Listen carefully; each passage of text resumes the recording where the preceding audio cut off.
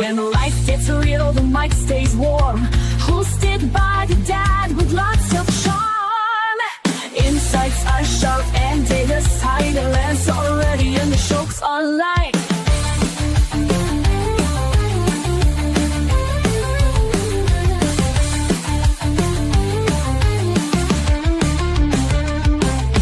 Hot takes, real talk, keeping it true.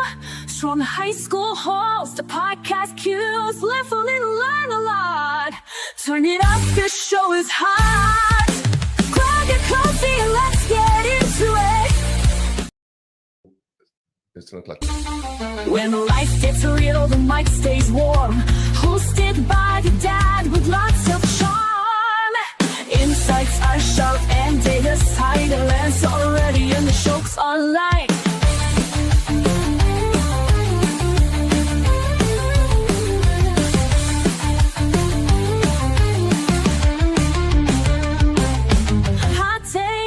Real talk, keeping it true. From high school halls to podcast cues, live a little, learn a lot. Turn it up, this show is hot. Grab your coffee and let's get into it. No filter, no fluff, just real talk. Let's do it. Ready or not, here we go. It's time for Muffman to start the show.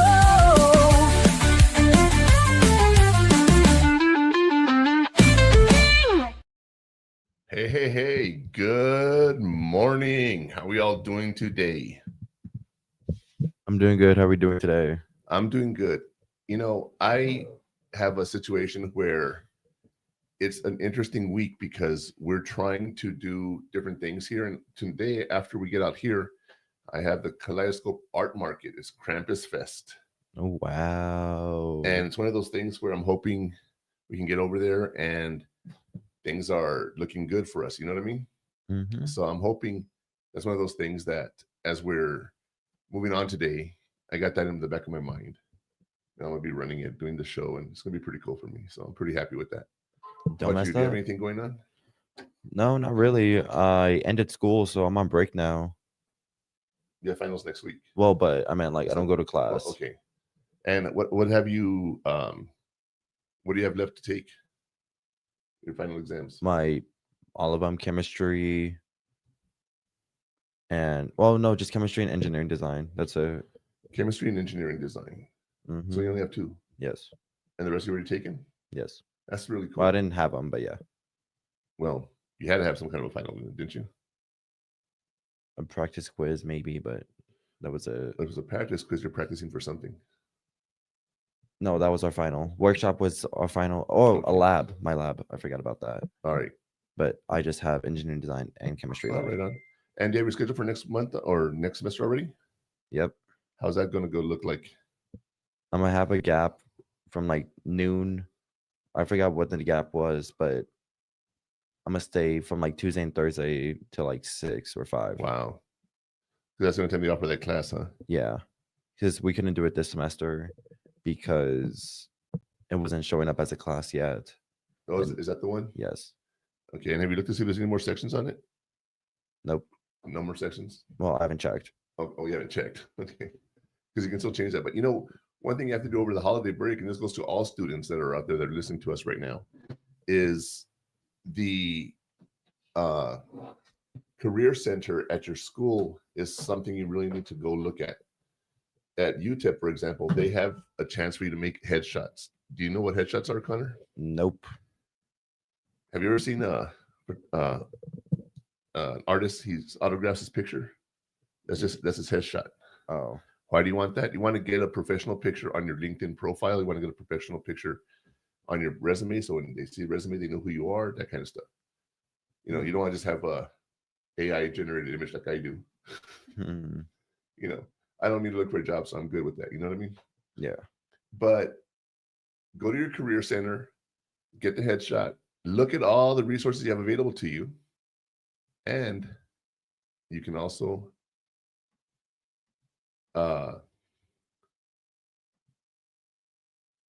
search for internships. Now, I'm not talking about working in the Christmas vacation. Nobody works on Christmas. I'm talking about for next semester and next summer. Why do you want to do that now? Because if you do it now, you get ahead of all the other people that wait until April or May to start looking. So you have a better chance of doing some kind of an internship in whatever you want to do.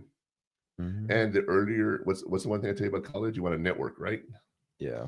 You want to get in there and you want to network. You want to be able to go show people who you are, what do you offer, and give them a chance to get to know you. And once you get to do that, you can definitely do much better with everything overall. Would you agree with me on that one? I agree. So getting ahead is one of those things that we really, really need to look at, you know.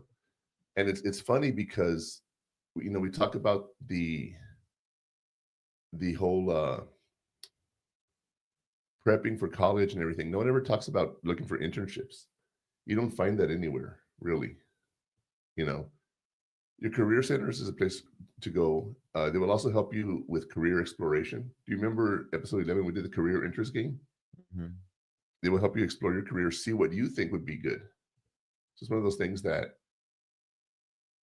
you never know what you want to do until you actually try it. So it's one of those things that you just need to try it before you do anything. Yep. When you go to your career center, talk to your career counselors. It's in your case, it's in West 103 Union Building. So that's the big white building. No. Union or university? Union Building. That's not the big white building, but yeah. Okay. That's university. The union's a union. Right. The Union Building is the union. Yeah, but you're saying it's a big white building, but it's not. It is. It's not. What color is it? I don't look at it, but okay, when you're going to Cardiac Hill and you come down Cardiac Hill, the building you're looking in front of you is a student union. Right? I don't go to Cardiac Hill. I don't. No. Not the tower. I'm talking about the tower, the big white tall building. No, I'm talking about that's one that's the big white tall building. Union. But that's the big white tall building. Right. That's and besides, the union's on the other side of the campus from Cardiac Hill. It's not, Connor. The union is a big white building. No, it's not. The university's a big white building. Where's the cafeteria at? What building? The union. And what color is that? I don't look at the color. It's a big white building. Anyway. Okay. No, it's not. But all right, if you say so. On the break, I'm going to have him come on camera and be like, "You're right. I'm not. Murphman was right." No. Yeah, you're going to do that. Well, anyway, that's what we got going on today. It's one of those things that when you ask yourself, what are we going to be doing today? That's one question you want to ask yourself. But you know what another question is that you want to ask? What? The burning question for today. But before we do that, let's talk about the episode.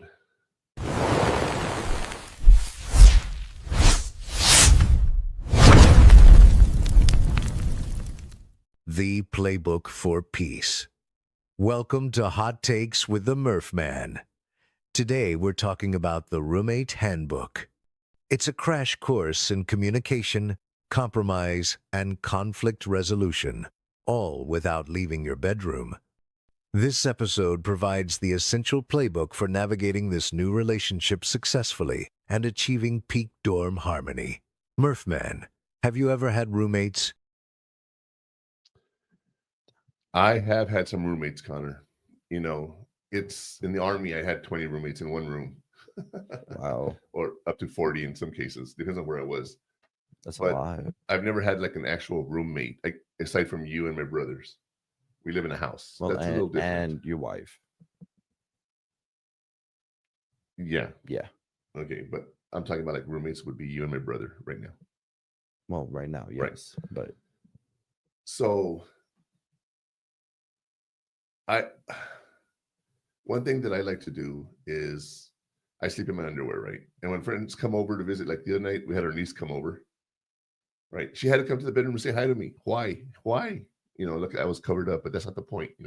I don't like having people around when I'm like relaxing. I don't want to have to go put on some clothes. Mm-hmm. Not that I'm naked, but I'm just saying. So it's one of those things where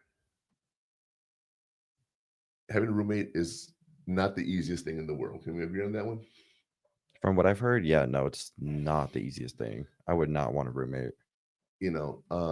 during COVID, Connor would play Fortnite, and at 2 in the morning, I would hear something say, or Simon says jump, or Simon says duck, or whatever. And the ones who didn't pass it, they'd shoot him.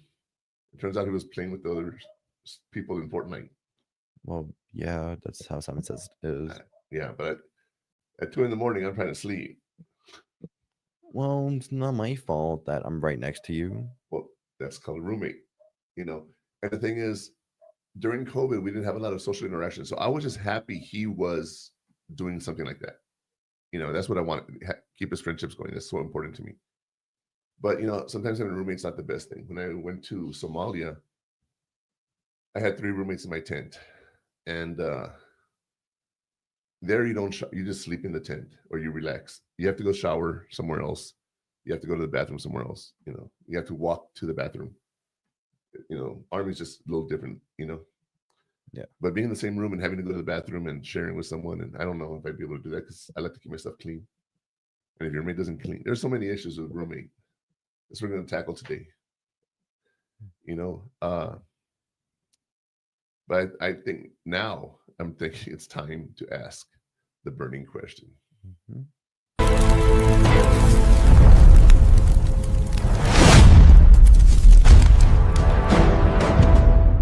The fate of your dorm life. Today's question is related to our main topic of surviving and thriving with a college roommate. Here it is. What is the written document that outlines shared expectations for cleanliness, guests, and noise levels between roommates? Is the answer A, shared space etiquette? Could it be B, a roommate agreement? Or is it C, direct communication? Take some time to think about it, and we'll hear from the Murph Man what the flashpoint is. All right. So we have a shared space etiquette, a roommate agreement, or direct communication. What do you think it is, Connor? I think it's B, roommate agreement. It is the roommate agreement. It's a proactive tool. Why is it proactive? Because you plan ahead for all the different problems that are going to happen, and you sign a contract with each other. And you do it when you first move in together, so you both know what the rules are. And trust me, it's much, much easier to live with someone once they follow the other rules. Make sure you don't skip that. That roommate agreement is so important. And I will tell you this: when I have people staying with me, right, whether it be my brothers or whoever, if I'm planning something, I'd like to know when someone's going to come visit, right? Yeah.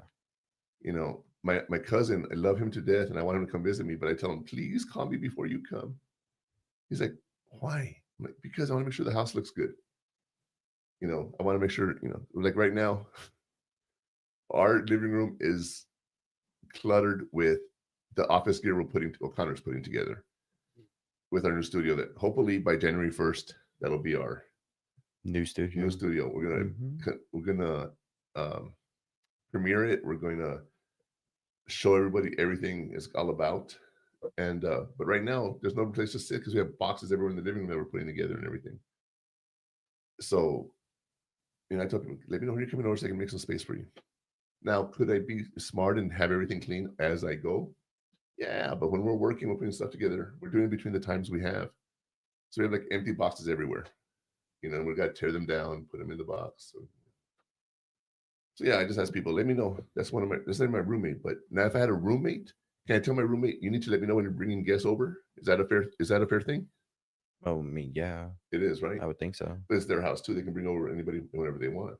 Well, that's where the roommate agreement comes in, because you need to set like a perimeter or like a limit on who you could bring and what time they could come over and all that. What time you can come over? That's something we're going to talk about definitely, because the time issue is a big deal. It's a very big deal. But I'll tell you what, how about we get to the core of today's episode and let's get to today's hot take, Connor. Yes. The Playbook for Peace. Today's hot take is, living with a stranger is a rite of passage. It's a crash course in communication, compromise, and conflict resolution. And the key to success is setting clear expectations from day one. If that is not a hot take, I don't know what is. Right, Murph Man? That's right. It's living with a stranger's rite of passage. That's something you have to get used to. What is the rite of passage? It is a process you have to go through to become something. So, for example, you have to go through high school. That's something every teenager has to do, right? Mhm. But did you know in states like Puerto Rico, you don't have to go after the 10th grade? And then other countries like Nicaragua, Honduras, you don't have to go after the 6th grade Why so early? because the ones who are educated have to pay for it after that. Middle school and high school, you have to pay for it. In Mexico, free high school until the 8th grade. Yeesh. And then high school, you have to pay for. That's a little stupid, isn't it? Well, the government doesn't have the money to be paying for that. Well, but I don't think the kids would have money to pay for higher grades. So you've heard of the disparity between the rich and the poor. Yes. And they say the poor are uneducated. You've heard that phrase Yes. because only the rich can afford to get educated. Yes. So that's why we have financial aid. Well, do they have financial aid? Yeah, right. No, I said we have they don't have financial aid. Okay, that's what. Yeah, but we talk So about them. we That's- give everyone the chance to go to college using financial aid. Okay. That's what levels the playing field in our country. That's one reason we're so great here. We have the ability to go to college and have it paid for if you're low income. And if you're higher income and you don't qualify for it, you still get a little bit of benefit, to some extent. Because did you know the minimum loan they can give you is $5,500, right? That's the minimum. So even if I make $10 billion a year, if I apply for financial aid and get a loan, I get $5,500. Hmm. That's pretty cool, huh? Yeah, You know, I would say so. but obviously I wouldn't need it if I had that kind of money. But for those people who don't have any money and don't have any educational benefits like yourself, who has a Henson Hazelwood Act with the VA paying for stuff, it still didn't cover everything, right? Do you remember how much money we had to pay? How much? No, I'm asking, do you remember? No, that's what I'm saying. How much? We had to pay $1,400 plus extra books and stuff that you've had to have, Mm, right? yeah. Your books itself were $500. So we ended up paying close to $2,500, $3,000 for your semester. God college. damn. Okay. And that's not so much out of our pocket because you got financial aid and scholarships. So that's what you paid with. It wasn't like I paid out of my pocket, right? Mm-hmm. But yeah, it's one of those things. Financial aid and FAFSA is so important. So make sure you get your FAFSA in, is what I'm getting at. Even if you think you're not going to qualify, still do a FAFSA because you have to get your scholarships. You have to get your schedule. You have to get all that done, taken care of. You also have to do the like in UTEP, you have the scholarship page where you fill out the application and you do your essay. And before you know it, you have an answer next summer, right? So there's so much to tackle today with the roommate agreement. So I'll tell you what, let's take a break. When we come back, we're going to talk about the roommate agreement and handbook and everything associated with roommates. All right. Yep, sounds good. See you in a sec. It's time for a break. Hot Takes with the Murph Man will return after these messages.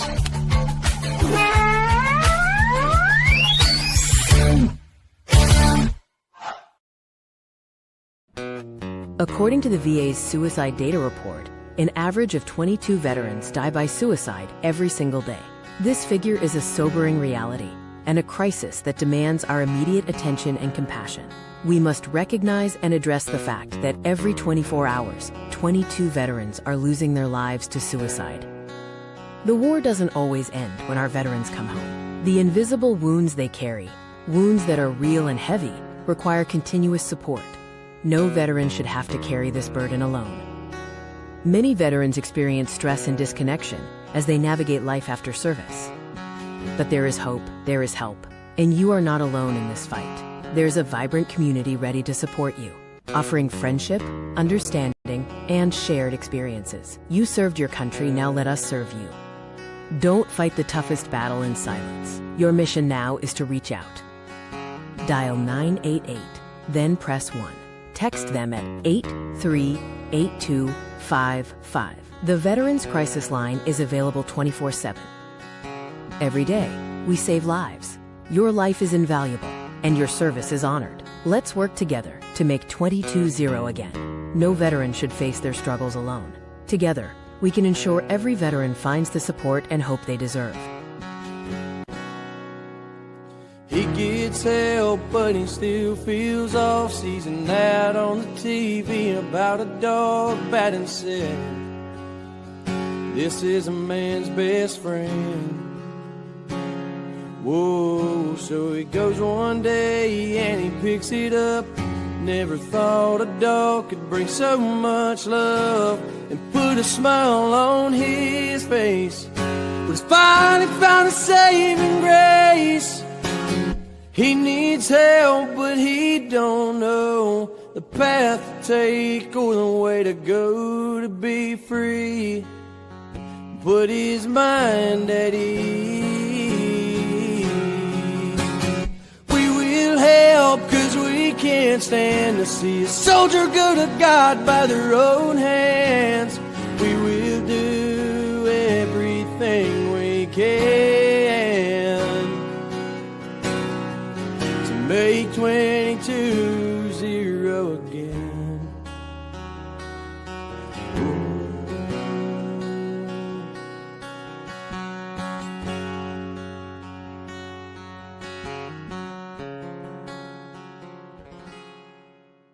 Before we jump back in, a quick reminder of where to find us. For all the short clips and highlights, make sure you're following us on social media. You can find all the show details on our website, purehottakes.com. And for full show replays and exclusive premium content you won't hear anywhere else, be sure to subscribe at stream915.com. All right, guys, before we get back to the show, I want to pause again. It's our first break of the day, and I'm always talking about suicide awareness, especially for veterans. The song Ryan Spencer has, Make 22-0 Again, touched me personally, and I want to share with everybody that you're not alone. Help is available 24/7, 365. You can dial 988 and press 1, or you can text at 838-255, and someone will be there to listen. So remember, you are not alone. You know, it's funny because I've been talking about doing this for a couple months, right? And now all of a sudden our group chat is blowing up with, hey, we should do something for suicide awareness. I'm like, I've been doing this for 2 months. You know, I even sent them the video and no one even looked at it. So I'm like, whatever. You know, we all do our own thing, right? That's what matters. You know, but before we go any further, we really need to sit here and look at what we're doing.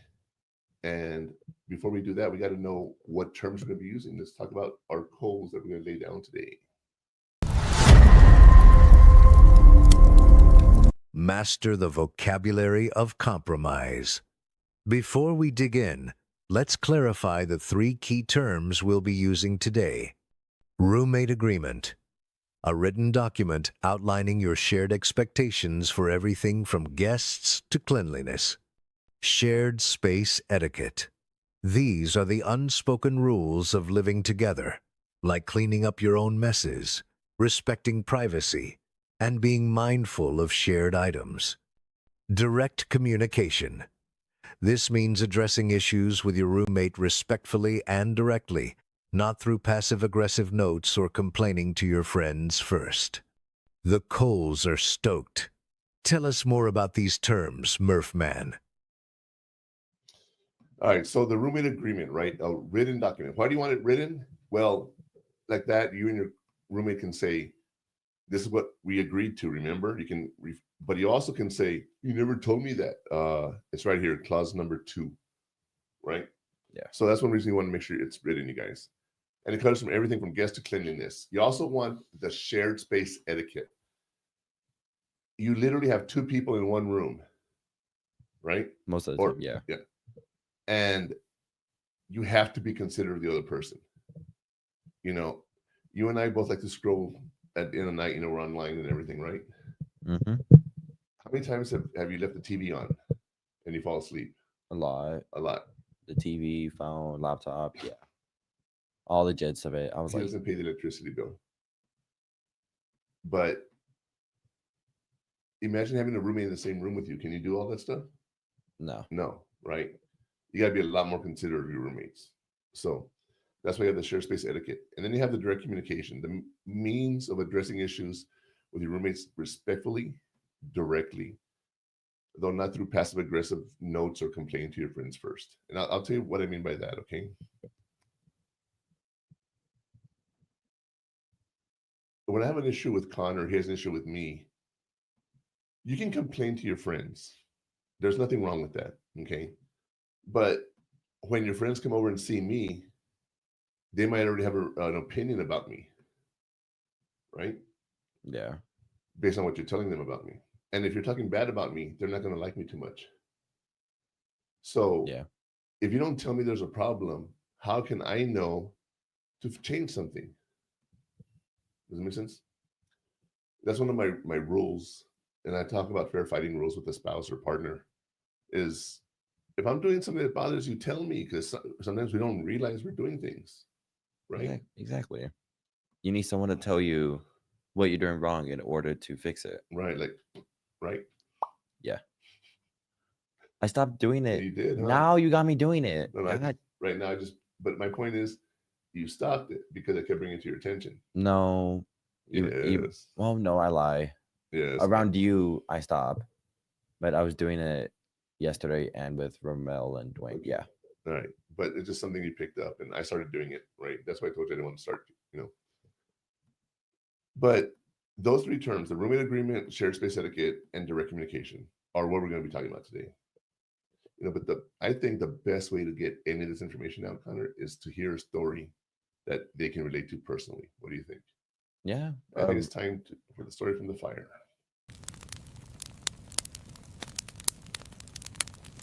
The single awful conversation.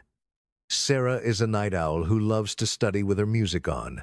Her roommate, Emily, has to be up at 6 a.m. for swim practice.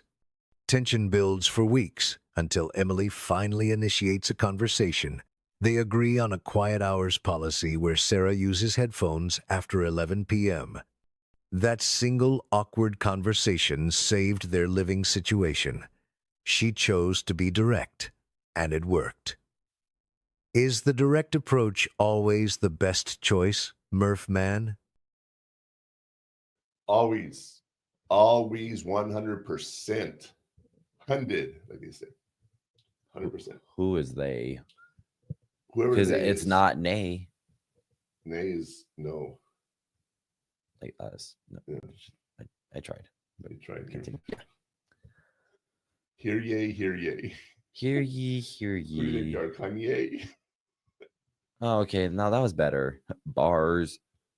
So, yeah, you want to be direct. You want to address the issue before it gets out of hand. I will tell you, I've been married for half my life, 25 years. I'm 56. Two different people.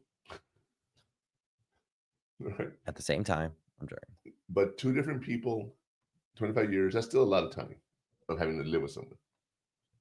I'll tell you right now, if there's an issue and you wait to bring it up, you're just going to cause yourself so many more problems. So many more problems, Don't wait. And if you're bringing something up to somebody and they're not changing, then you got to take it up in level. And how do you take it up another level from talking? You got a fist fight? Well, you know what? No, violence is never the answer. Sometimes violence is the answer. If they're being passive aggressive, yeah. Well, when you ask someone to do something repeatedly and they just ignore you, when you're a roommate, you can't always move out because you have a contract with that person. You're stuck there. In the dorm, you might be able to talk to the RA and move, right? Maybe. But maybe, not guaranteed. So instead of waiting to deal with stuff, address it when it's small and avoid it. Does that make sense? Yeah. You know, one of the things I always tell people that I go out with and I date or whatever is I'm going to be me, like it or not. That's who I am, right? If you don't like me the way I am, I'm not going to change for you because you probably won't be here in a couple years. Oh. Well, that's the thing, right? We start changing for people, then you break up, and then before you know it, whatever. But yeah, it's one of those things where you really need to be aware of what the other person is feeling. Talking to them is so important. And I know fist fighting, violence is not the way, but sometimes it leads to that. And Connor can tell you a story that he was in the dorm the other day. And what happened? So I was with my friends studying after school, right? We want to go get Panda first and then like want to go relax. And as we're studying, though, like the walls in the dorm are like very, very like thin. You could hear everything. I mean, they're not that thin, but like if you scream loud enough, you could hear it, you know? So we're chilling, and then we hear we hear a woman scream, and we're like, what was that? And we go outside to see if there was someone in the hallway or like in the laundry room down the hall. And we hear this lady just like yelling from her room. We don't know about what. She was just like on the phone and she was screaming like, holy. I was terrified because it sounded like it was right next to us. Was she getting attacked? No, So it just she was on a phone call, like yelling at someone on the phone. We don't know who it was. I mean, obviously, but it was just like we could tell it was a phone call because we hear like drawers slamming. We hear like that's not fair. Meh, meh, meh, meh, meh, meh. So the RA gets involved and goes talks to her and is not able to calm her down. So he has to call support from the police department. Well, first he did calm her down okay, because he talked to the roommates saying like what was happening, and then she the calmed roommates down. were there. Yeah, her roommates were there. Okay, I didn't know that. That's why part. it wasn't her. Well, I told you. And then afterwards, like 10 minutes later or so, we hear like a pan hit the ground or something. Like we hear glass break. And then, because remember the first time we had to go talk to the RA saying like, second time the RA heard that by themselves. And that's when like the girl in the dorm was like making threats and like wanting to kill herself and just stressed. That's when the RA had to call the police and UTEP to go take her away in handcuffs and take her to the hospital. For them to come and intervene, they weren't expecting that she'd get arrested or detained or whatever. Well, if she's being hostile, then yeah, handcuffs. That's what I knew. I knew that was gonna happen. I was like, she's being hostile. She's throwing stuff at roommates, so she's gonna get like put in handcuffs, no matter the issue. At least like. Well, she didn't go to jail. They took her to the hospital. So hopefully she's doing okay. And, I've never asked. Have you heard about anything? I did hear about it. What'd you hear? Later on, the girl had to apologize like everybody on the floor because it was like interrupting everyone at like 6 or 7 o'clock at night. And she was just like, I'm sorry for the way I acted. Like I was just like in a weird, like in a bad place. And yeah. And everybody was like, we're okay, we understand. Okay. Totally understand. Well, I mean, people lose it every now and then. But now she's moving into another building from like in the same dorm by herself. So she doesn't have any roommates. That is probably a good idea. But one of my concerns is someone going to be keeping an eye on her. You know what I mean? Well, I mean, they couldn't tell us anything, obviously. Oh, of course not. But I mean, I would think so. I would hope so. I mean, at least she was like better when she talked to our friend. Was she? From what we heard, yeah, she was like, I'm sorry if you heard it down the hall. I was just blah blah blah blah. Having a bad day. Yep. I have bad days every now and then. I get angry and stuff. Not that angry.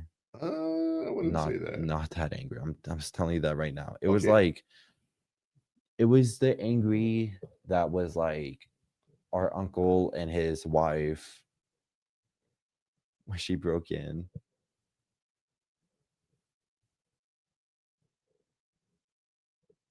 By St. Pius, the duplex, broke the window. I forgot about that. Yeah. I forgot about that. You know, he's not one of my brothers. It's like someone we call uncle. You know, you always have It's those a friends. family friend. Yeah. Yeah. But I forgot about that. Yeah. Yeah. And they're still together. That's like that's something I knew.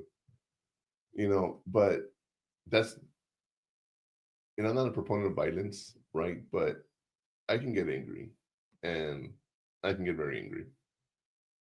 And I've been doing better than I used to, but it happens once in a while. I'm not going to go and hurt myself. We talked about this very clear. That's not something I want to do. Yeah. But, I have my issues, and every now and then my PTSD kicks in a little bit, and I get angry and just frustrated, and you lose a little bit of control, Um, yeah, that'd be interesting. What?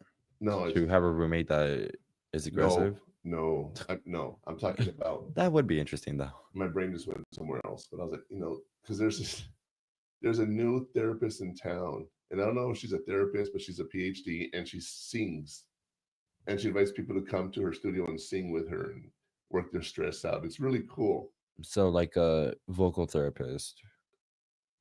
I don't know the details. That's why I said I wonder if I could get her on to tell us what she does, because that'd be pretty cool. A therapist that gets people to sing. Well, I don't know what they're doing. Well, but like from what you've heard. Yeah. I mean, singing is one way to get out of it. Maybe on the break I'll ask you to look it up so you can see it. I was gonna look it up right now. I had the tab open. But yeah, I'll look at it during break. But yeah, she has a very interesting approach to dealing with people, and I like that about her, And I actually want to go meet her, only because I'm curious what she's doing and how she's doing it. You want to be in the studio singing? No, I don't want to be a patient. I'm curious about her program and how it works. Because I've been doing psychology now since I was 19 years old, Connor. Yeesh. Do you realize that is almost like 35, 36 years of my life? So it's rare that I can say something new comes up that gets my interest. Does it make sense? Yeah. So the world's ever changing, evolving, What's interesting is they have therapy online, they have online telehealth. We've talked about that. It's funny because being online. Okay, hold on, let me share a story here real quick. Yeah, you're right. Not so much online, but I used to work with some seriously mentally ill people in the community, right? And there's this one guy, he was HIV positive, he was a drug addict, Wow. he was suicidal, he would try to take his life. It was a horrible situation, right? Mm-hmm. And one day he calls me and he tells me, I'm going to kill myself. And when he would do this when he ran out of groceries or ran out of money and he had nothing to pay for, so he'd go to the hospital and they'd feed him, and he knew how the system worked. So I didn't really take this threat seriously. But you always ask, how do you plan on doing it? He goes, I have some bug bombs, and I'm planning on opening them in the apartment and inhaling all the fumes. Well, someone can always think about suicide. That's one thing. But to have a plan for it? To have a plan, yeesh. That's the next step. And I knew he was just weird enough or serious enough to do it. So I said, if you hang up with me, I'm calling 911. And he hung up with me. So I call 911 and I get to his apartment, and it's surrounded by police and fire trucks because he called 911 and said, I have a bomb and I'm going to kill myself. Oh. And I'm not laughing at him trying to kill him, but I'm like, they were evacuating the apartment building. So I get there, dun, dun, dun, right? And I go, who's in charge? I go straight to the commander of the scene. I walk straight to the guy's door. There's cops outside trying to talk to him. And I said, you know, I identified who I was, and I said, I know the guy. He called me. I'm the one that called 911. Can you give me a sec to try to get him out the door? So I knock on the door, and the guy's like, "Oh," that's all the police heard. Hmm. And the police were like, "We've been out here trying to get. We were about to like break the door down. You walk up, knock on the door, say it's you, and he opens the door and freaks out. Who are you? I'm like, I'm just the guy he cares about, you know." And but yeah, uh, it's not a funny situation. It's not at all, you know. But he went to the hospital. He got his help, and I eventually helped him move out of El Paso. And you know, last I heard, he had passed away. But no, Oh, you know, but like suicidal OD or just like, no, he just was a drug addict and he OD'd. oh God. You know, but hearing stories from him, because I could ask him stuff, he let me know a lot about mental health. I learned a lot from him, you know, and it made me a really better therapist in the long run. So that was pretty cool, you know. But I digress. Let's get back to the show. I still remember his name and everything. I'm not gonna say it, but Well, yeah, I mean, it's a story from the fire, so it's like, it's still sort of related, right? yeah, we got to learn from real experiences. Well, let me tell you, one of the segments that, you know, we're going to start in just a second, but one of the segments we have here is called the heat map. It is the directions to get to where you're going, right? Yeah. So it's a map. And with that in mind, let's get to some of those actionable steps that we can take in today's segment called the heat map.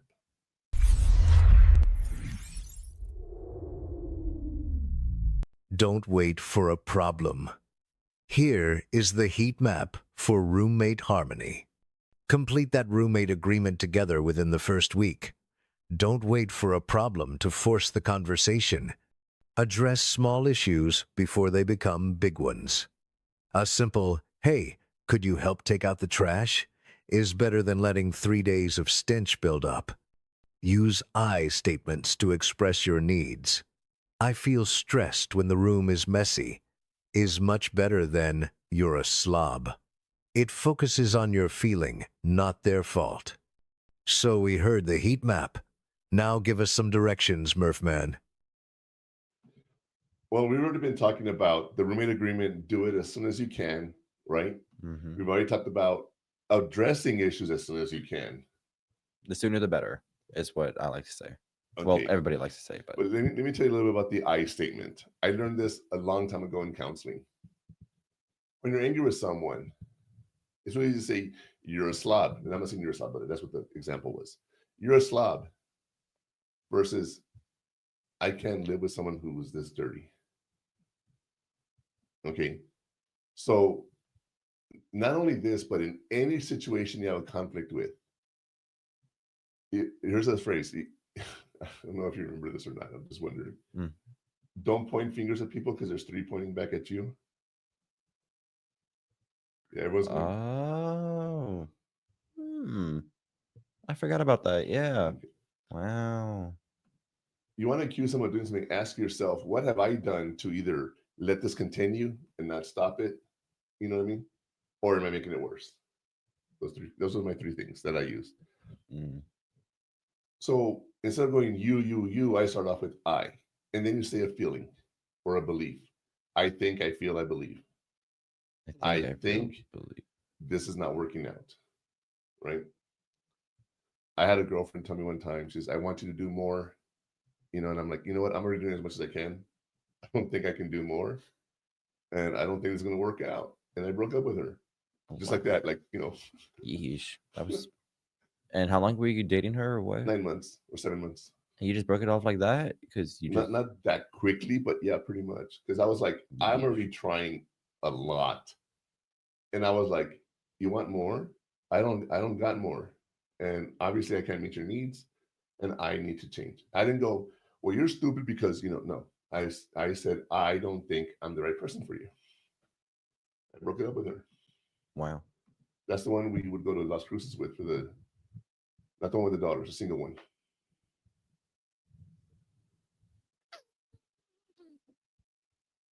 My pollito. Yeah, we wouldn't go because her kids were like old. She What? had kids. Yeah, she had kids, but I'm not talking about the one who had 2 daughters. I'm talking Yeah, I about, know. okay, I'm talking about the like 2 brothers and sister. yes. They just And wouldn't go with us because they were like 20 something. yeah, and there Maybe was older. nothing wrong with her. It wasn't like that, but I was like, okay, I can't give you more, and this is not going to work out because I'm already doing more, and it's not enough. So, am I supposed to sit here and go, let me try to do more? That's not going to happen. Why should I stick around? I don't know. I've been You know. telling you to get away from her. Well, yeah, I didn't like her. she wasn't a bad person. She was just Annoying.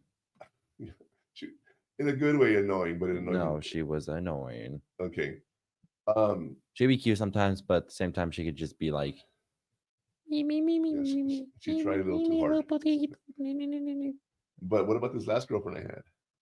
The one I broke up with because ooh. yeah, I let that go way too long. Right? I should have broken up with her 2 months after we were together, and I stayed with her a year and a half. Yeah, I'm like, you think? I tried. I tried. He did try. He really And- tried. I could tell he was stressed. Oh, Yeah. And you know, I addressed the issue and I thought it was fixed and it wasn't. And I only saw her like once every, 2 times, 3 times a month. So it wasn't a big deal. She lived in Juarez. I didn't get to see her too often. yeah. Thank God you don't date someone from whores. Well, yeah, it wasn't anything serious. At some point, I wasn't gonna marry her or anything. We were gonna get into business together because it was a good deal, but yeah. And the business was like what, flowers? Yeah. The flowers in the dance hall. Dance hall, yeah. I'm gonna be the DJ Murphman.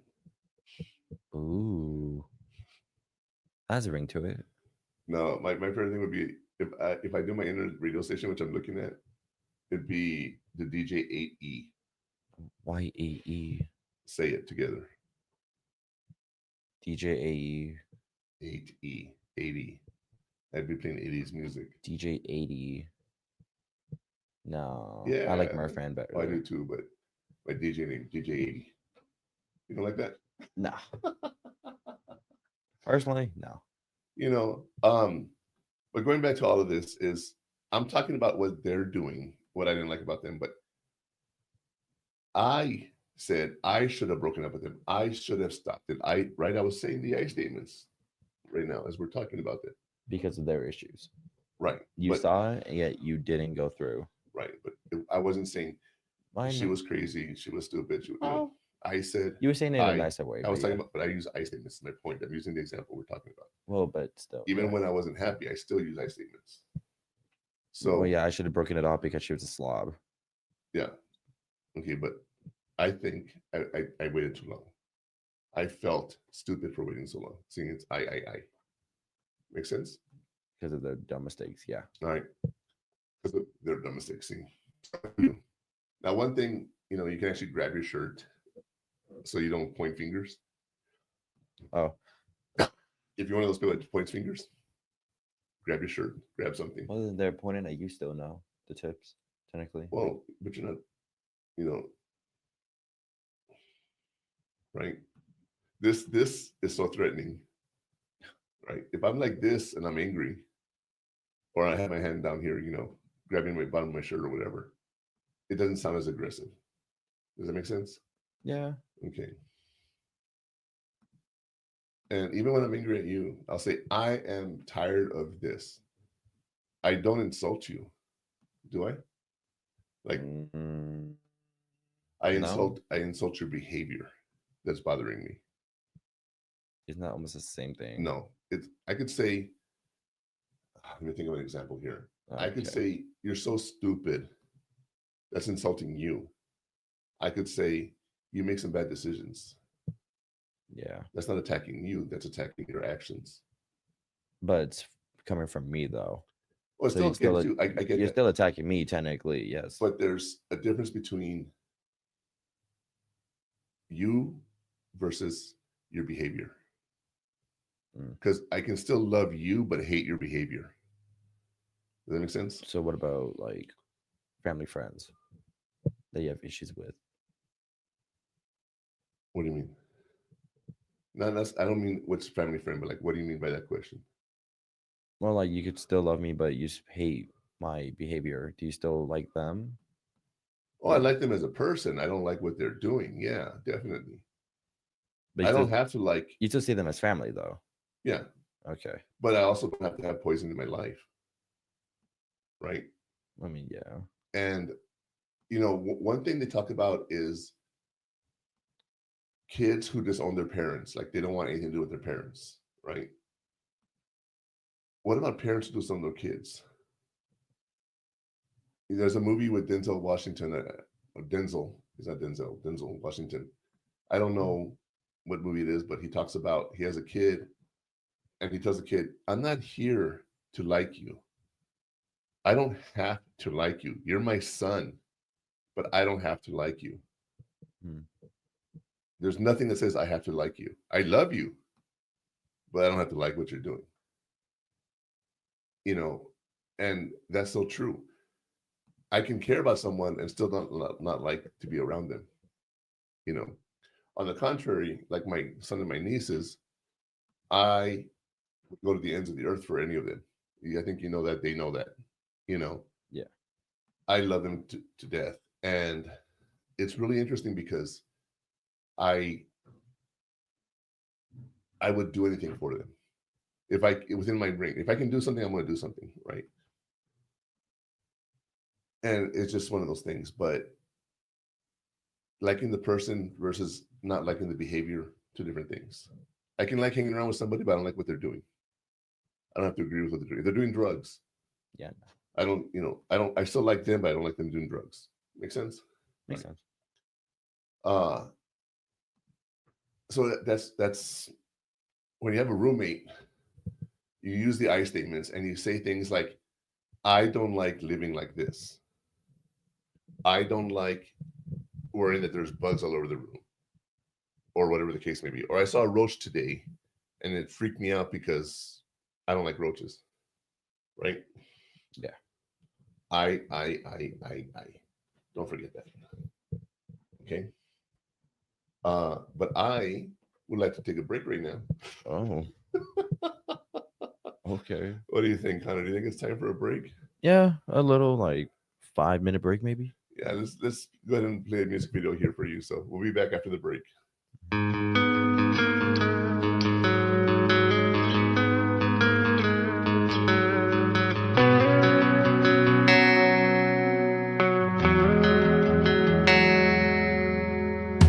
Take a minute, take a moment, take your time, let it set right. Let it drive right down in your conscious tide. Lean into the better times. 'Cause in a minute, in a moment, you'll notice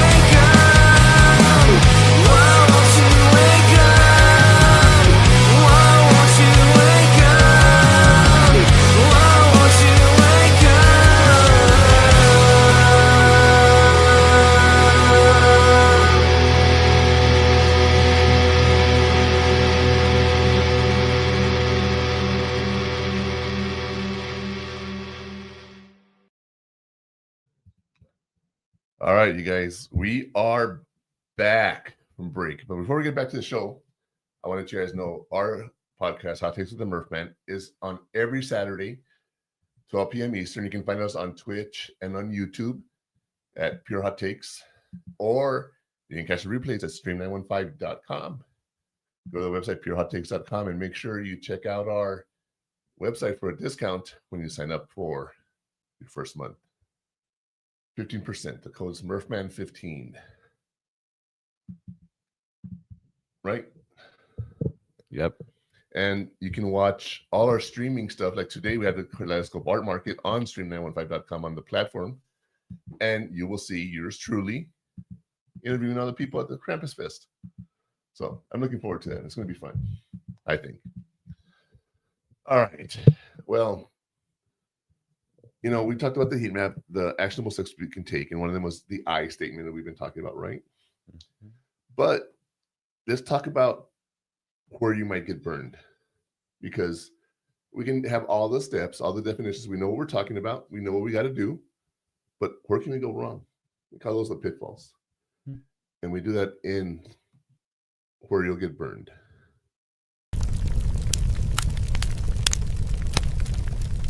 The price of passive aggression.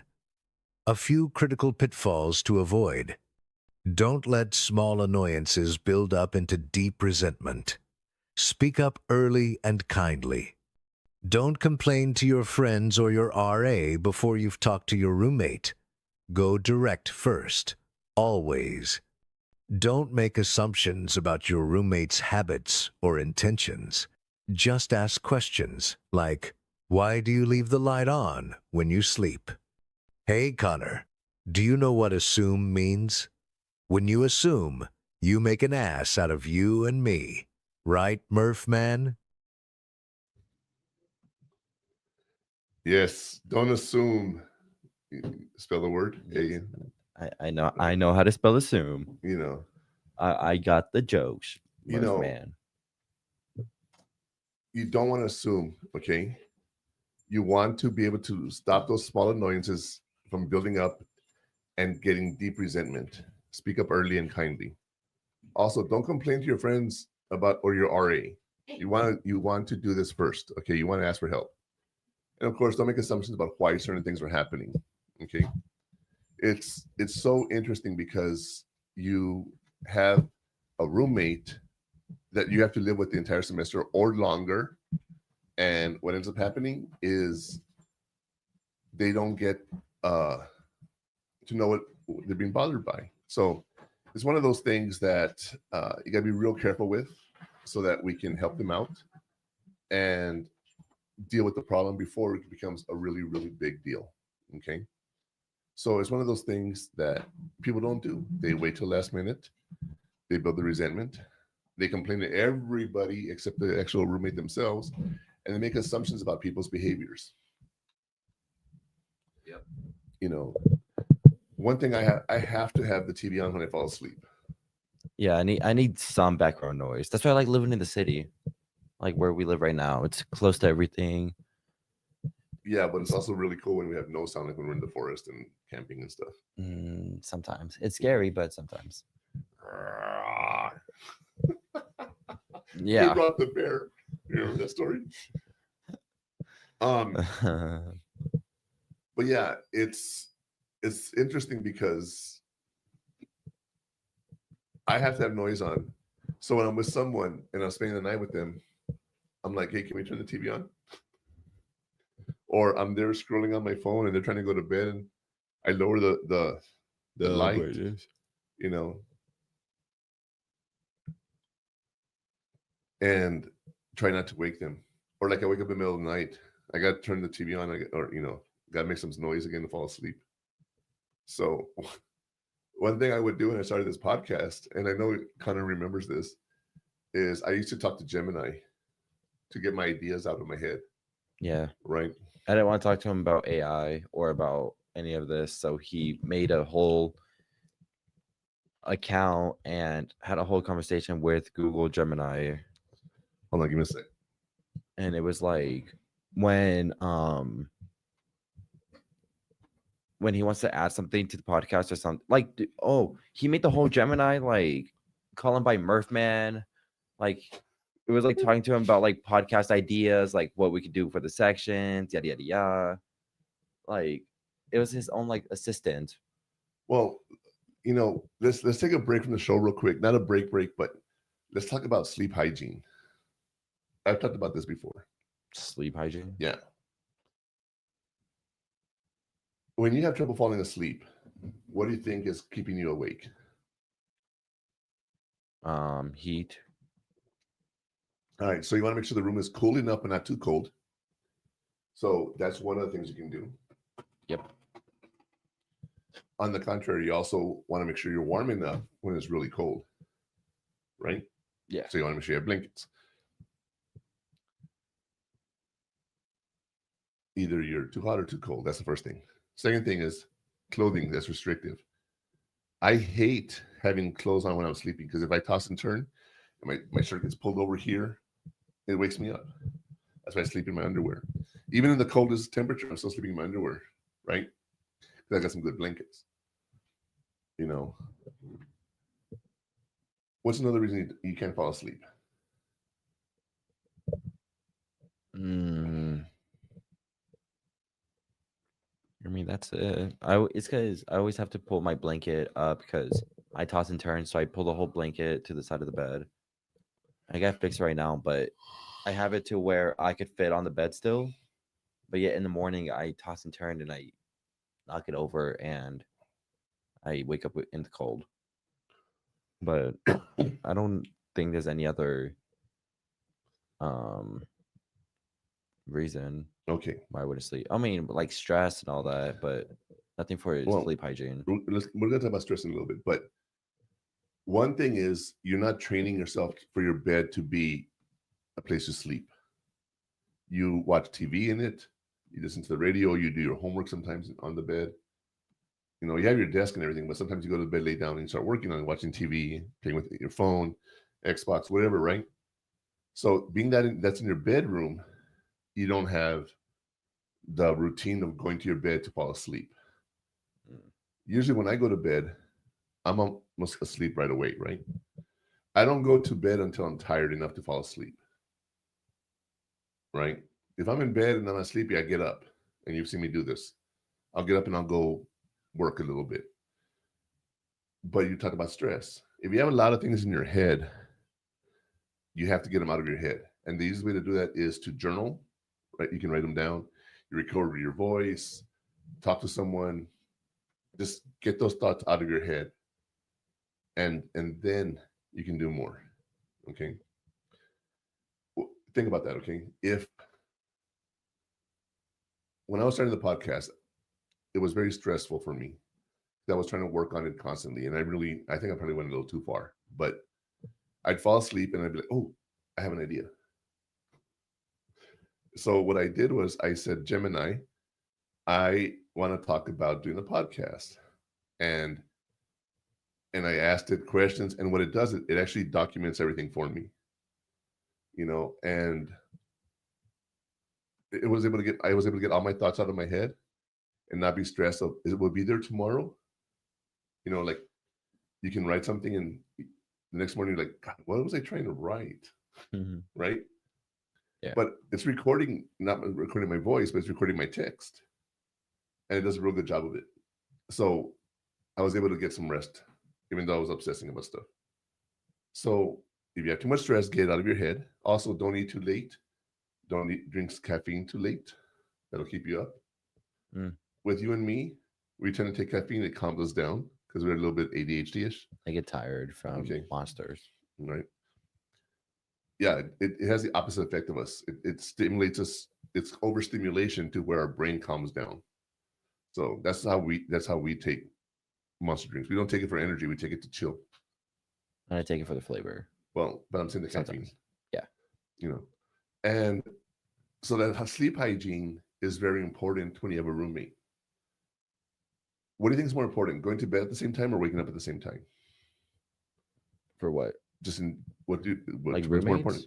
No, just in general. Do you think it's more important going to bed at the same time or waking up at the same time?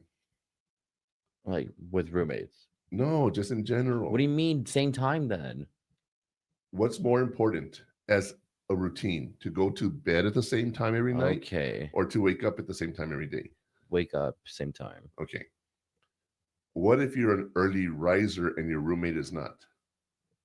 Okay, then just wake up early. But then I'm making noise, I'll wake them up. Okay, too bad. Get But what used if to they're it. asleep early and I'm a late person, like Sarah? That's why you got to set boundaries. Like if you wake up early, you have to be quiet in the room, right? And like try Uh-huh. to, but same time when you go into bed, you got to be considerate and try to be quiet when they're trying to sleep.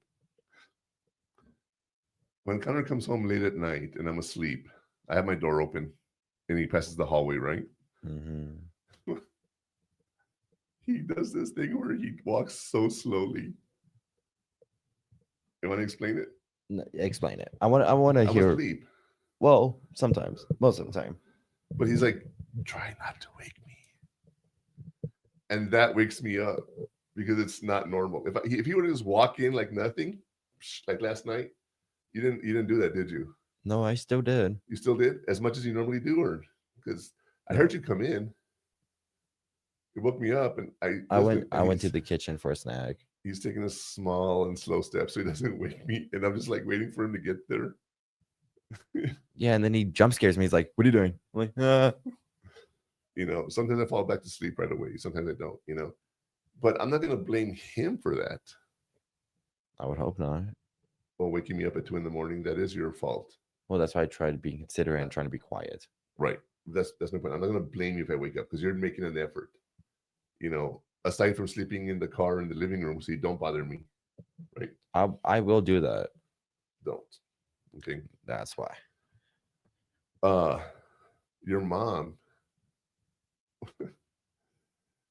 when she'd go with her friends, she liked to drink and get drunk every now and then, right? So she got with her friends and she would get totally blasted. And she'd come home and, you know, she has her makeup on, right? She has her clothes. She has to hang it up, put it in the closet. She has to open the closet door. Like, just so annoying, right? The bathroom, she'd go and she'd close the door, right? To use the bathroom, which is great. But the sink is outside of the bathroom. So it was in our bedroom. So if she needed light, she'd turn it on. Oh God. So she would sit there with her makeup wipes and wipe it off. And she would try to do it slowly. Like wiping her eyes slowly was going to wake me up if it's too fast. You know what I mean? But she was also drunk. So she thinks she's being quiet when she's making all the noise in the world. You know? And I appreciate her being considerate. I do appreciate, but that actually makes it worse to me because then I'm like, just turn the light on. Just get over here, walk past me, go. Just put your stuff in the closet and go. You know, not. You know. Okay, well, it's because my room like is at the end of the I'm talking about hall. your mom. Well, I know, but like on why I do it. Like, do you want me to, if I do it, the door because my room is at the end of the hall and You got to pass my room to get to it. Yes. well, yes, but it's also the most pressured. Also, Well, it's warped a little bit. Yeah. yeah. So if I try opening the door just like that, it's gonna gust of wind, poof, and make that like Yeah. noise. That's why I try being quiet because sometimes it doesn't do that. Same thing with the front door. It's squeaky. It's old. You're not going to be able to stop stuff like that. That's why I say it's there already. Yeah. Now, if I think someone's breaking in, they're going to be doing what you're doing. Try to be quiet. You know. Yeah, that doesn't happen. When I was in Somalia, living in the tent with 4 guys, there's literally gunfire outside my tent. You know, like right outside the embassy. There's a helicopter blowing up a building over here. It was just like I was in the middle of all this drama. I slept like a baby because I was okay with noise. You know, when you were a baby, this whole thing about shh, don't you don't wake the baby. No, hell no, wake the baby up. Like that, he'll be more sleepy during the nighttime. Mm-hmm. And he got used to noises, right? So I did get used to noises. Every time at school, my friends would be like, "How do you sleep in class?" Or like, "How do you like sleep like with people, I'm like, I just do. When he falls asleep in the living room, he'll be on his phone, and he falls asleep, and I don't care if I wake him up. That's his fault for sleeping in the living room, right? But what's my run and roll if someone's sleeping like that? You just let them. Let them sleep. If I'm all crooked, my glasses are all messed up or whatever, I don't touch you because you're sleeping. Obviously, you were tired.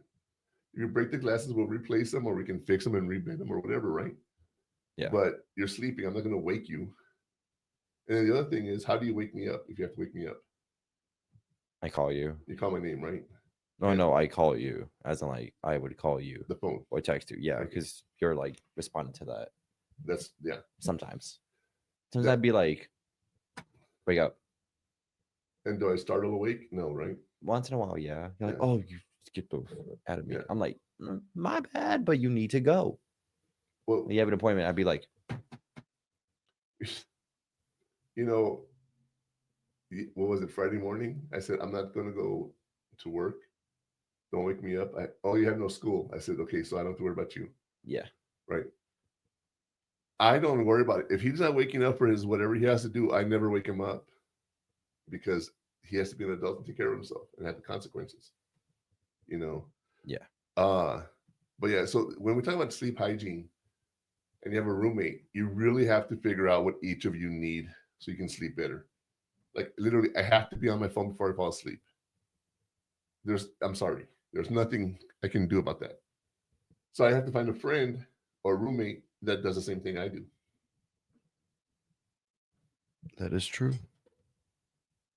Like that, we can both be on the phone or whatever. We won't talk to each other. That's another thing. Don't talk to each other. Ignore the people in the room while you're trying to fall asleep. Right? Fixing my hair. You're like, you gotta get out the way. Yeah, you start a conversation at night, and Connor does this when he comes in at 2 a.m. I'll ask him, how did it go? Good. If there's a story he starts telling me, I'm like, Well, it's because you asked how my night went, so I'm telling you how my night went. no. What I'm saying is like I'm trying not to get too awake. Well, So I'm just like, I'm listening. And right? I'm listening, and sometimes you tell me stuff, I'm like, really? What happened? But other times I'm like, uh-huh. And I'd have to turn away from him. If I turn to look at him, you're just gonna see a figurine. well, I'm engaged and I'm listening now, actively listening, and I'm not going to go back to sleep. So there's some things I have to do. And that's what I've learned having to live with so many people over my lifetime. Like your mom coming in, getting ready to go. It's just so funny, dude. Her friends would actually call me and say, hey, we're dropping her off. I said, okay, make sure she comes inside. And then, she comes in, she's walking down the hallway, trying to take little steps like you do. And I'm just like, just get over here and get it, like that's just so much longer, it prolongs it. Right. So Yeah. the sleep hygiene is something that you have to figure out with your roommate. It sounds so stupid. The hygiene schedule. If I go to the bathroom, right, before I go to work, I'm at work at 7 a.m. He doesn't have to be at school until 9:30. So I can go into the bathroom, shower, wash my face, brush my teeth, whatever I'm going to do long before he gets up. Right. But this is something we haven't discussed, and I'm not trying to be gross or anything, but if I know it's close to time for you getting up, I do my best not to go to the bathroom because you have to go in there after me, right? Yeah. Well, no, but yeah. What do you mean no? You have your own bathroom. Well, but when we get ready in the same bathroom is my point. We get ready in the same bathroom. Oh, I thought you meant with mom at the old house. No. I was like, we have. Well, yeah, because everything's there. But I mean, I Right. could go to the other room. I don't mind. I Right. don't care. But I'm saying I don't go into the bathroom to use it right before you wake up. Yeah, because you're at work. Yeah. Well, Well, no, because if I have to go to the bathroom, well I then go go. alone. But then I just leave. So, but as a roommate, your sink, if you have to share a sink, you have to keep it clean for each other, right? You have to know whose equipment is what. Don't be using my razor. Don't be using my hairbrush, shampoos, whatever. You know what I mean? Yeah. So that's the kinds of things you have to look at. Okay. You also want to make sure that you discuss your morning routine, because if you both have to be up at the same time, how do you do it? How fast do we shower? 10, 15 minutes. Yeah. If I'm in a rush, in and out, right? I mean, yeah. For me, it still takes 10, 15 minutes. Yeah. But I tell him, let me know when you're done, and then I'll jump in the shower after you. And then I go from shower to get ready within a few minutes. Or sometimes I'll shower and be ready, and then he takes all his time in the world, shaving and spraying cologne, and, right? I don't want to go to the bathroom after that, so I go before you. Yeah. I'm like, you go because I'm going to take longer. And those are the kind of deals you have to make with your partner or roommate, you know? Yeah. We don't think of that kind of stuff, do we, Connor? No, it just happens. But those are things that we do, and you don't even realize that I've made an agreement with you on that. No, I realized it. You do? We talked about it before. Or like we talk about like restroom and all that. And like when we go home late at night, we'd be like, you have to use the restroom. I'm like, yeah, but you can go first or whatever. Oh, right. And that's why always have two restrooms in your house. I'm telling you right now, that's the best thing you can ever have is two restrooms. And if you have a spouse and a kid, 3 restrooms. I'm telling you, you want to have that. Anyway, back to what we're talking about here, and we talk about where you're going to get burned. You know, don't let small annoyances build up. Don't complain to other people. Talk to the people you have a problem with, and you don't assume, right? Because you never know why people do certain things. Yeah. But you don't have to go alone.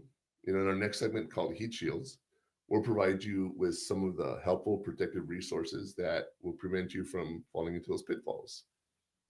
Here is our Heat Shields for today.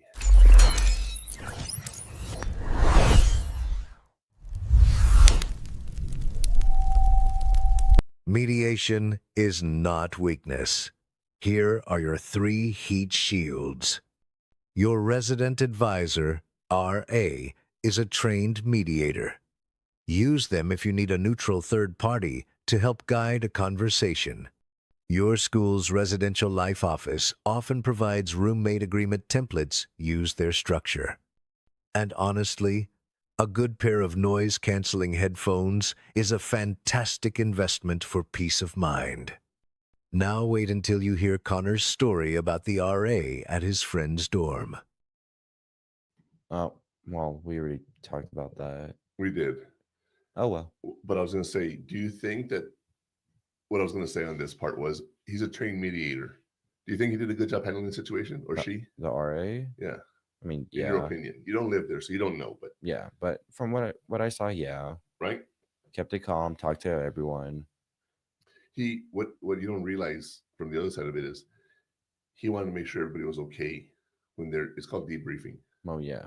That's what I do. Well, I mean, I get that. It's not the first time. You know, whenever we've had a bad situation, I go around and ask everybody how they're doing to make sure everyone is okay. That's what I do at clubs, yeah. Okay. Well, that was where I was leading to.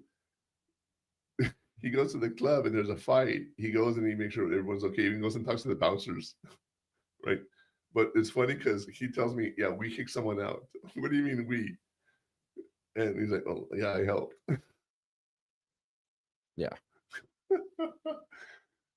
You know, Connor's a mediator without even realizing. He does things. He cares for people. He's a lovely kid. I know you're an adult now, but you get my point. He's a really, really good person. He worries about everybody. But one thing he does do is go around and check on people when something happens. He's really good about that, right? Mm-hmm. You know, I think it would be a really good RA, just so you know. Also, you know, if you go to the residential life office or whatever it's called at your campus, where they have the housing department, they have templates for roommate agreements. Did you know that? People don't realize you can go there to get that. Well, don't they give it to don't they give it to every room, like every dorm already, being like, if you guys want to make rules, you can make it on this form? I don't know. Do they? I have never lived in a dorm. I don't know. Well, me neither. You would assume. I would assume, just being like, if you guys, we just got to say don't assume, right? Yeah, if you guys want, like, from what I heard, I guess it was just like, if you want to make rules and all that, all you gotta do is just sign the form and give it to us, and we'll confirm it. But if anything, you don't have to. And you make the RA aware of it so that when something does happen, they can say, "Nope, you knew the rules." Yeah. You know. But the most important thing, But sometimes they forget because they forgot that dorm with the argument had a agreement. well, it doesn't always work. You know, Well, I mean, it should. The RA you would signed off hope on so. it. Well, you would hope so. But now, one of the most important investments you can make in the dorm is buying noise canceling headphones. Yeah, like that'll work. It does. I've had this before. No, you haven't had strictly like noise actual canceling. headphones. Yeah. Actual noise canceling headphones, not earbuds that have noise canceling with them. You want actual noise canceling because do you know how that actually works? No. Okay, you know sounds are waves, right? Yeah. Okay, so sound waves come in. The noise canceling actually sends out a reverse wave to it, so it cancels out the blocks it sound. out. That's how it actually works. So you don't actually need to have earphones or earbuds or anything. It's just you need noise canceling headphones. One of the best investments you can get in dorm life, you know.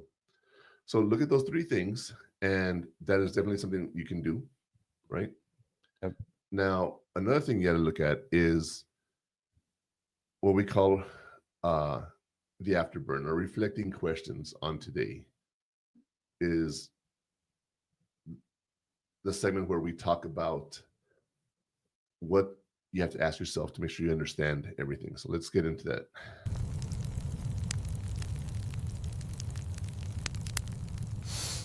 Define your non-negotiables now. Here are some questions for reflection. What are my top 3 living habit non-negotiables? For example, quiet after 10 p.m., clean dishes only. How can I be the kind of roommate I would want to have myself? What is our agreed-upon plan for handling disagreements when they come up? Anything else you can think of, Murph Man? Exactly, you guys. Those 3 questions are so important because you don't understand that as you're doing things, right? You got to deal with them. So here's the thing. First one, what is your non-negotiables? If you had a roommate, what would be your one rule that you would be like, don't ever? Mm.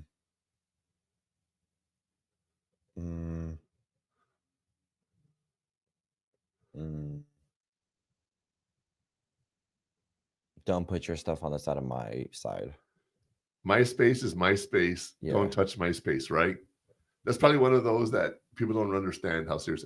Now, what if you're not there and I wanted to borrow your headphones? You know, can I do that Borrow them, but you better charge them.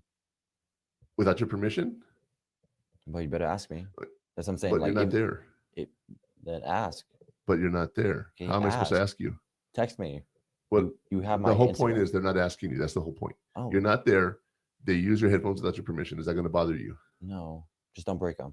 Okay. So I'm hoping they don't break them. If they now- do, then they pay me. Now, what if they break them and they say, oh, they put them back where they found them, and then you put them on and they stop working, and you never find out they borrowed them?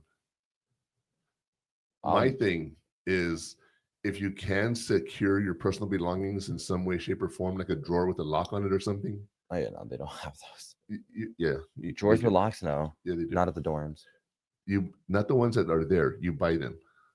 I don't want to buy a whole drawer with a lock for my stuff. I'd rather just have my stuff with me. See, Which, I mean, I will. but there's another issue that you're not thinking of. When your roommate brings friends over, they could steal your stuff, and your roommate doesn't even know what's happening. Then I blame him, and he owes me. Well- Until Ari said he brought people over that stole my stuff, and he owes me money. If you catch it, you know. Which so- I probably will, because I mean, it's an everyday thing. Like headphones, that's an everyday thing. Yeah, but there's some things you'll have with you anyway. You know, but your space is your space. That's probably one of the, to me, the first thing you have to say, this is my part of the room and this is your part of the room. Don't bother my part of the room. Yeah. At the same time, if your room is dirty, your part of the room is dirty. And at least clean it up at the end of the week or something. End of the week. I'd give him a week. I'd give him time. I don't want to be super strict on it Okay, because so I know how I am, how? so I don't really mind it. So if we're sharing a room in the hotel room, okay, this is a good example. This is a perfect example. Whenever we go out on trips, we take long trips. And like one time we went to Vegas for 12 days. Except the 10. Was it 10? Vegas was 10. It was 12. We went to 10 different things. It was 12 days. 1 day traveling. We were there Well, 10. 10, but yeah, It was a 12-day we trip. stayed in the hotel for 10. And I ordered stuff from Walmart so we could try to save a little money, eat some ramen in the room or whatever. But when you have a small space like that, imagine a dorm room is smaller than a hotel room. But Well, I mean, it is, but yeah. when you are cooking something, the room smells.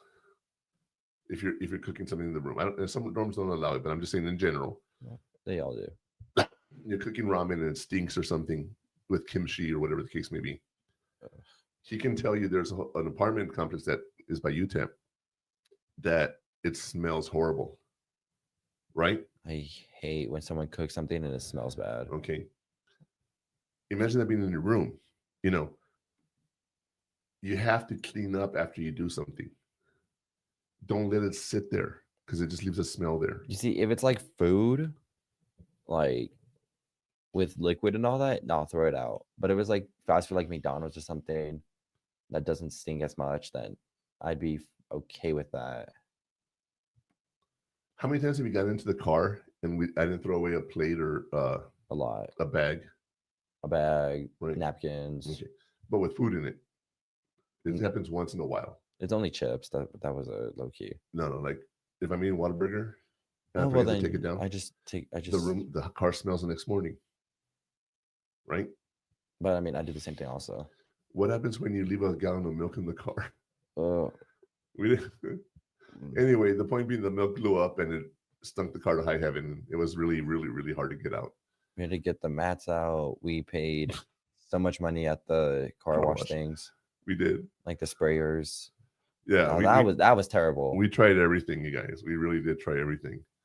You know, but so think of those non-negotiables, things that you will not tolerate. If it's don't bring guests over unless you give me, a notice, whatever the roommate agreement says. Yeah. But when you're doing the agreement, ask yourself, what is the one thing that you will not stand? Right? Yeah. Don't touch my stuff. That's one of my pet peeves. You know that. I buy something, like I'll buy some beer and I have it in the fridge and I tell Connor or my roommates or my friends or brothers, whatever, if I buy beer and I put it in the fridge, doesn't mean you can drink it. It's not for you. It's for me. So when I want to go get a beer, I can have it. Right? Yeah. You with your sodas. When the girls come over. Well, they don't take it. No, but they ask us, right? Can I get a soda? Well, right. Yeah. But what's my one rule? If you're going to get something, don't take the last one. Yeah. Until I can replace it, right? Don't ever take the last one of anything. Or if you see the last one, put some more in, at least. If you have some on the side, put them back in. Yeah, exactly. Yeah. There's that, So ask yourself what your non-negotiables are before you have a roommate. That's one of the most important things you can do.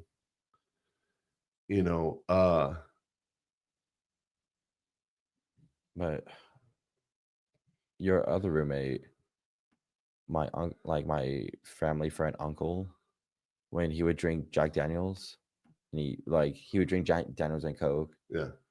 He'd take some Coke from the fridge and leave none for me. Right. Or I have one Gatorade left in there and he takes it. Like, dude. Yeah, my Gatorade, my Monsters. Yeah. I'm like, right? Come on. That's my one non-negotiable. Don't touch my stuff. My tequila also. I won. I'm not drinking it, but I won a costume contest. Yeah, a costume contest, and the prize was what type was it? Jimador. Yeah, something like just nice tequila, Obviously, I'm not an alcoholic, but if I do drink, I would know my limit, I guess, which would honestly just be like, what, Seagrams? Like wine coolers? Oh, you drink tequila too? Not as much as I drink the point sweets. being is, you had a bottle of tequila, and he says, can I borrow some? And he never replaced it. Yeah, I said he could borrow some because he had a night out. I'm like, okay, you could take some because I'm not drinking it. So I'm like, go ahead. Right. But then almost the whole bottle was gone. Yeah. And then he gets me a bigger one and uses that one also. Yeah. Like, I'm not mad because I mean I'm not gonna drink it, like no shit, but like, oh sorry, but like courtesy. I want it. Yeah. Yeah. You know, so one way or another, that problem's gonna be solved soon. I hope. But you know, we talked about the tools, we talked about motivation and what causes us to change. And one thing that I'm a big proponent of is using technology, right? Yeah. So let's talk about our digital inferno and what we can use to make dorm room life easier.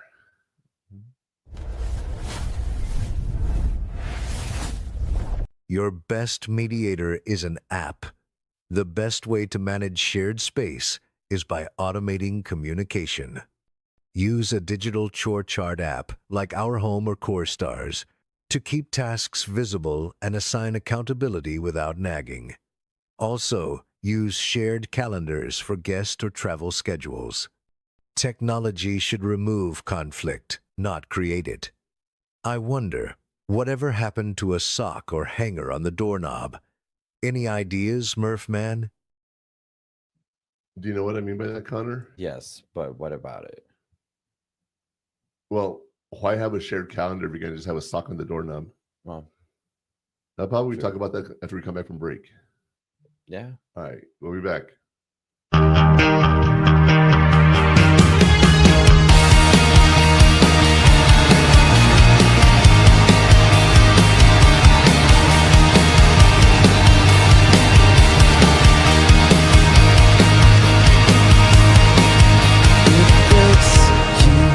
Complicates and shakes you, consumes all that makes you deep inside your bones. In a moment, choose the things you want and remember who you are and who you want to be. An anonymous dream came calling deep inside your soul, and it came with love and splendor, everything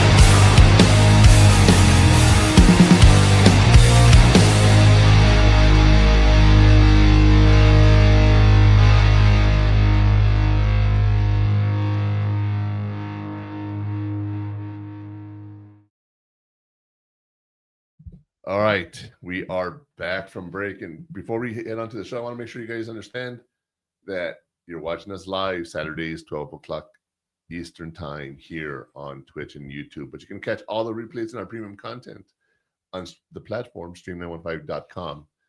Go check us out. Check out the website purehottakes.com for some discount code and for our information on the shows. And in January, we're going to be doing some premium content that you're not going to be able to find out here.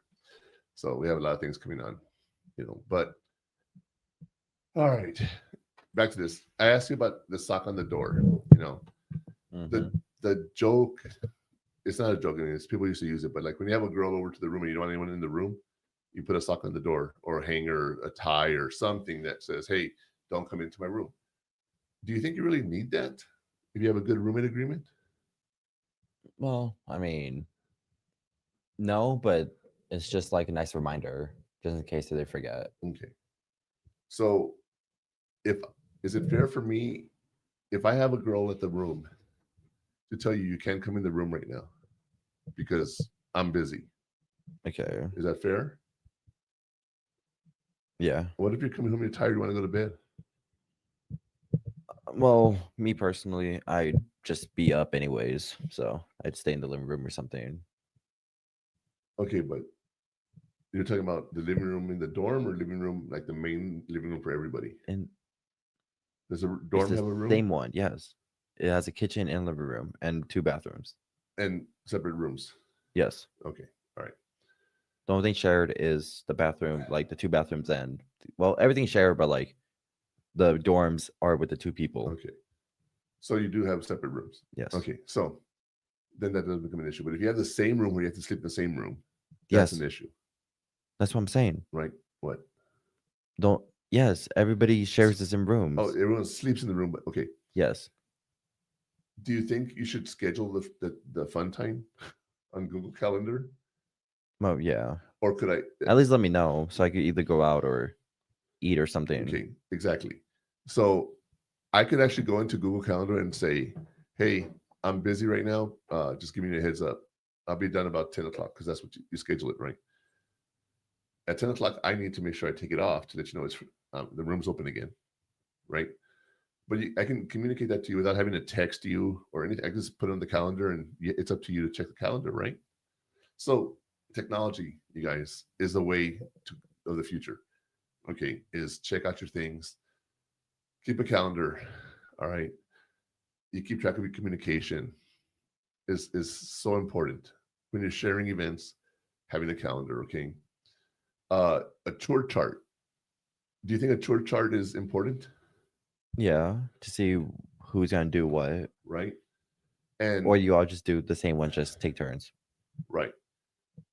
Or you say you make sure you do this on Monday, Wednesday, Friday. I do it Tuesday, Thursday, Saturday, and then nothing on Sunday or whatever, right? So yeah, you want to be able to do that kind of stuff. All right. So if you need to use a calendar for that, go ahead. You can use a chart, Tour Stars, or some kind of app there. You can also go to Dollar Tree and buy an old-fashioned tour chart where you give stars when you're done, right? But I think the shared calendar is probably the most important thing that any student can use, because it's a way that everyone can input information on there and figure out what it is, right? So let's look at that and think about technology. How else could technology help you with the roommate agreement? Calling. I mean, I don't know. What do you mean?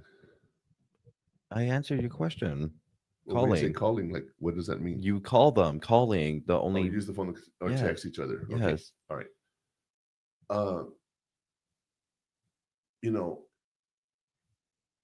The calendar also has this thing called a to-do list or a task list, right? I don't think everybody's gonna want to check a calendar on Google. That's why texting or calling would be better. Right, but you need to have some place to reference it.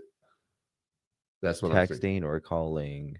Okay, but if you have a regular schedule and you put it on the paperwork on the calendar, that's important, I guess. Okay, because you want to have somewhere you can reference that too. I guess. Okay.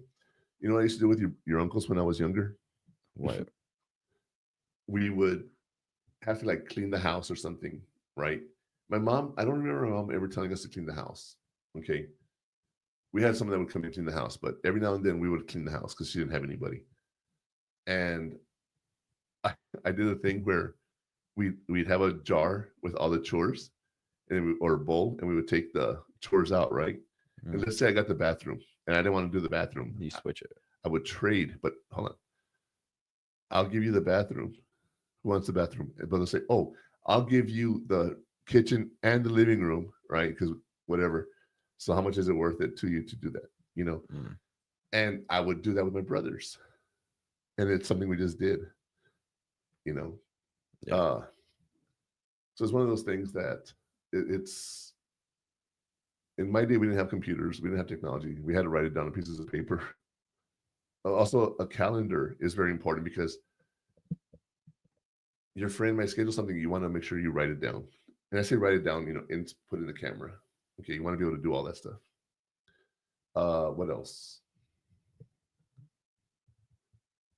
There was one more I wanted to tell you. Oh, what if you're inviting someone to a party? If I tell you, hey, I'm having a party Friday night, okay, is that me inviting you to the party? Yeah. Or telling you not to come to the party? I mean, I would think inviting. You would assume. We just talked about this. You don't want to assume. Yes, You want to ask. When someone tells you stuff like that, you want to say, hey, I'm inviting you to this, or I'm letting you know that I'm having something. You know, if you can find something else to do, right? Like Christmas break, your cousin's going to be in town. And I told Connor and my nieces, hey, get Connor out of the house for a few days. Right? Yeah. You know,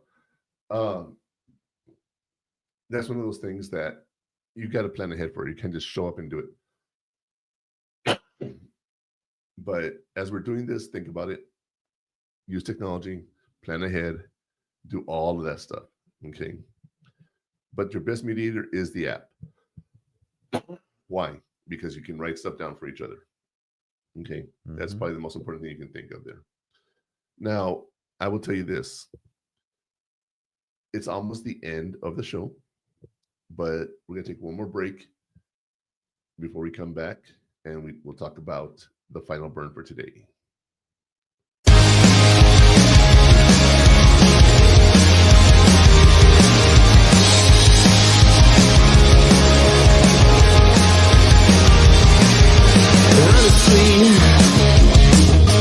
Hold on, things are dizzy, spin rapidly.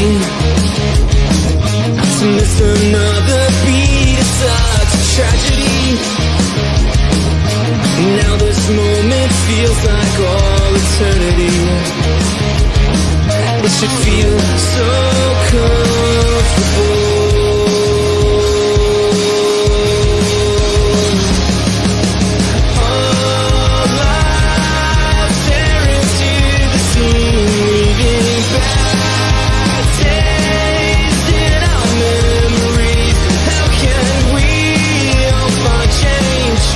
It's all in the secrets of the open hearts of old Tear it down, there is no need to scream and shout. When everything seems crazy, reflection now. A peace of mind should not include deception's help. It should feel so comfortable.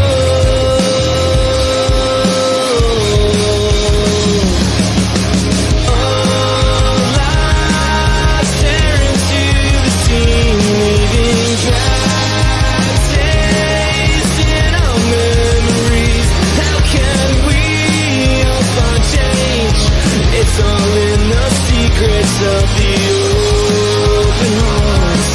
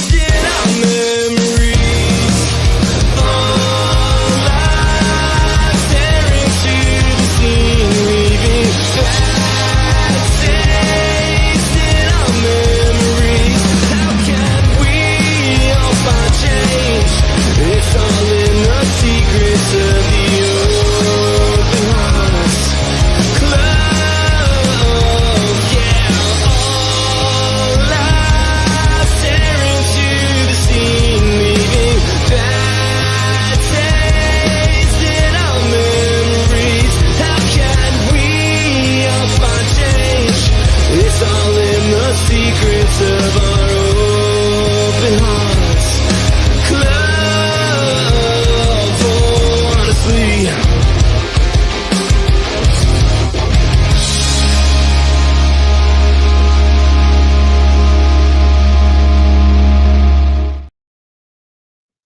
All right, we are back. Time for the final burn, Connor. What do you think about today's show? How do you think any of this helped you if you had to get a roommate? No, because I mean, it's the same as you, honestly. So it's just like a routine for me at this point. Okay. But I mean, it helps with them. Living with me, we have this routine already. We've been together 19 years. Obviously, you know my routine. You already know what I expect from you, right? Mm-hmm. That's part of it. But every now and then, I ask you to do something outside of the norm, right? Like, what can be something? The yard. Okay. One time you come into me like, hey, I want to do the yard. And I'm like, go for it, right? There's things you can do that are not on the chore list. Also, so stuff does come up. So how do you suggest roommates handle stuff that comes up last minute? You know what I mean? That's up to them. Because things change. The rules are not set in stone, you guys. It's pliable. It's optional. You can change it. You don't have to stick to it 24/7. It's so important that you're able to make the changes as you progress. Because remember, we talked about doing the rule book early in the relationship, right? Yeah. But as you get to know each other, things change. Or like maybe your roommate has a lot of gas, and you're like, dude, you gotta change your diet, right? You know, because that does happen, right? Or they talk in their sleep. Well, I don't mind that. Well, you may not. You never had to really stay with someone who's all the time. One night here, one night there is one thing. I mean, But living with someone who talks in their sleep. I need noise, so it works. Technically, at that point. Okay, you're just whatever. I'm But lenient. I mean, I'm not much of a strict person. okay, but I'm talking about in general. You're not the only person I'm Okay, talking well, to. but you're talking to me though right now, and I'm Yeah. trying to give you feedback. Right. So I'm giving you feedback. I'm talking generally, not about you. Yeah, I know. Do you think that people could benefit from changes in a roommate agreement? Because Yes. things change, right? Yes. You know, how would you feel if your roommate did not tell you that they talking to sleep, or what if they don't know they talking to sleep, or those rules are going to change. This pattern's going to change. Let's pretend this roommate that had the fight, whatever, Yes. they moved her out, right? Uh-huh. So in the middle of the semester, this other person gets their own room. Yay! What would have happened if they would have brought someone else in? Like say they switched two roommates. Well, they're going to. Okay. What do you think needs to happen when that happens? I don't know. Probably agree with the roommate agreement that's already in place. Ooh, that's the point I'm making. Do you expect them to follow the rules from the other person? Yes. But what if they don't agree to it? But then talk to them about it. Negotiate. And let them know there's some things that you're non-negotiables. Everything else is negotiable. But don't touch my stuff. Don't, whatever those non-negotiables are. Depends what the roommate says.